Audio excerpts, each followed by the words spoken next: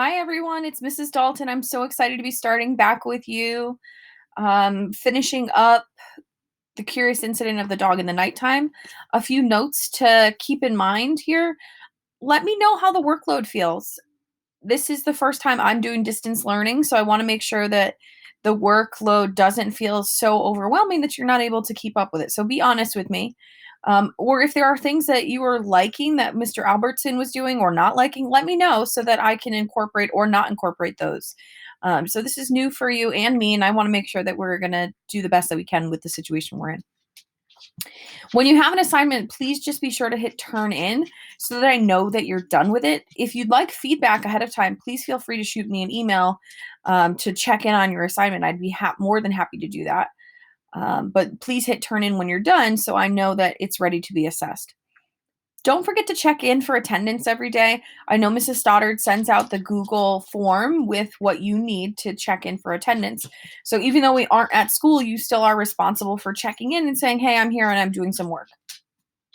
This week's objective is going to be to create an essay plan by finding specific support for your thesis statement. Based on talking to Mr. Albertson and looking in the Google Classroom, it looks to me like you already have a thesis statement created and support from the text from our book, Curious Incident. You also have some topic sentences that you've already created for your body paragraphs. The next thing we want to do is find outside evidence that we can incorporate, which will help to flesh out a complete essay plan.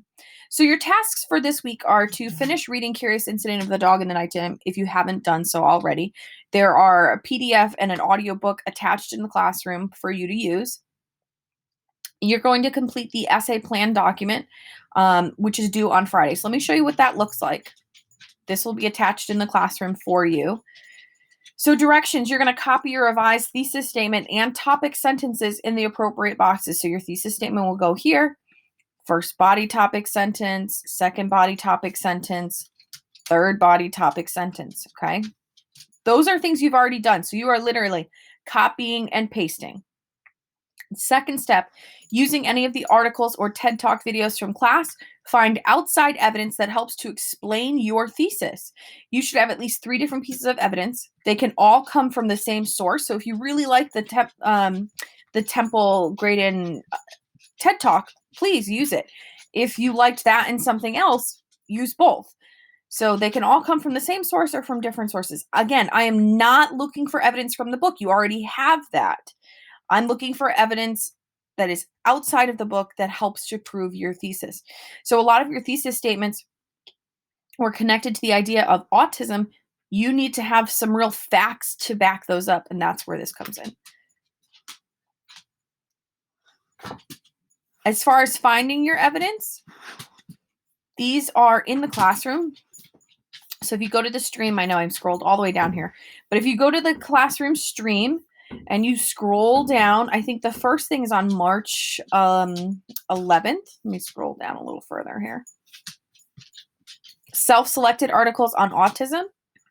So you have that. You could use that. If you go back to the classroom, you could also use the TED Talk assignment. Either of these would be acceptable things to use. And yours will be filled out. So you're going to tell me what the source is here, and then what quote you're going to use from the article.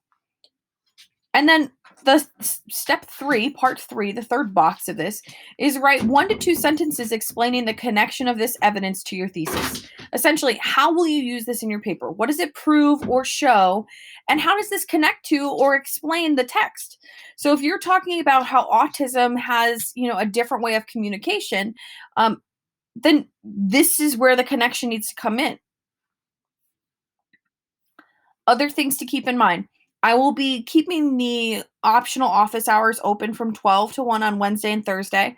I might end up changing that depending upon how my kids are. We'll see. But that's my plan at this point, is Wednesday and Thursday from 12 to 1. Feel free to pop in if you have questions or you just want to say hi. Either is fine.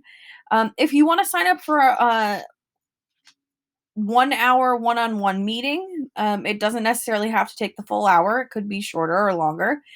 Please email me with your preferred days and times. And I'll work around that and try and find a time that works for both of us. We can use this time to review past assignments, college or career readiness questions. If you have any other relevant topics, if you have questions about assignments or whatever, I'll also be posting the link to this video overview once it's all set and published here so that you have access to that as well. I really look forward to working with you this week on making sure that we are moving forward. Hope you're staying safe. Hope that you are enjoying the time with your family. Maybe working on some things that you hadn't had time to do before, whether that's binge watching Netflix or learning a new language. I hope you're finding some way to fill your time with something that's making you happy. All right. I look forward to meeting with you guys during office hours and seeing your essay plans on Friday. Take care.